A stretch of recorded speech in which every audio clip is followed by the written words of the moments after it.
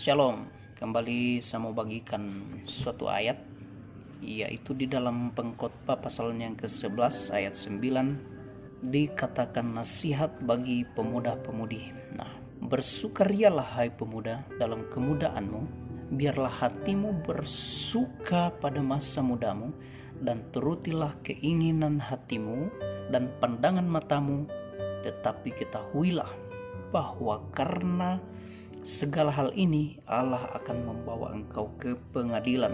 Nah, puji Tuhan. Khusus buat anak-anak muda ya, yang zaman sekarang ketika membaca firman Tuhan itu harus diteliti dan harus dipahami.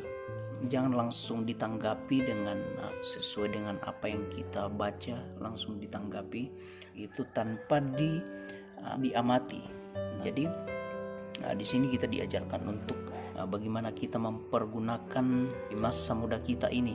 Ya, dikatakan bersukarialah hai pemuda dalam kemudaanmu, biarlah hatimu bersuka pada masa mudamu.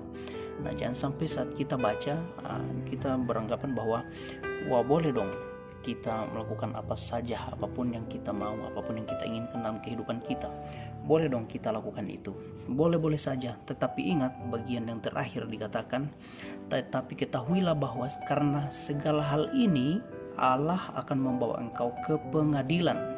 Di pengadilan Allah ini seperti apa?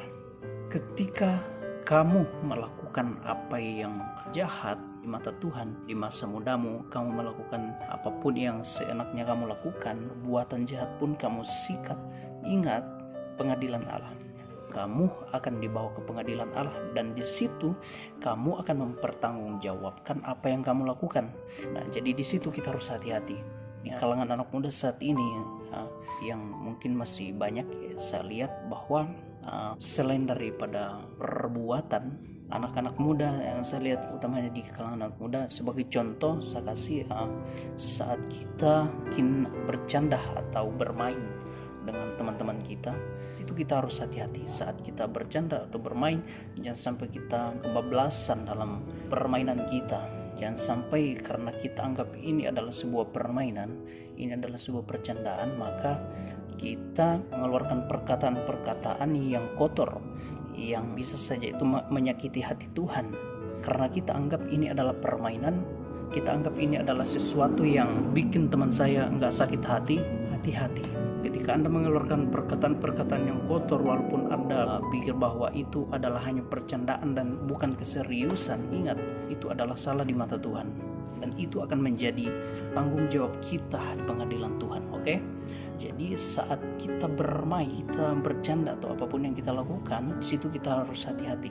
Jangan sampai kita mengeluarkan hal-hal yang menyakiti hati Tuhan, walaupun itu tidak membuat teman kita tersinggung. Tetapi ingat bahwa tubuh kita ini adalah bait Roh Kudus. Jadi kita harus hidup saleh, hidup suci dan kudus di hadapan Tuhan. Karena standar kesuksesan dalam iman, standar keselamatan adalah hidup kudus, sama seperti Allah adalah kudus.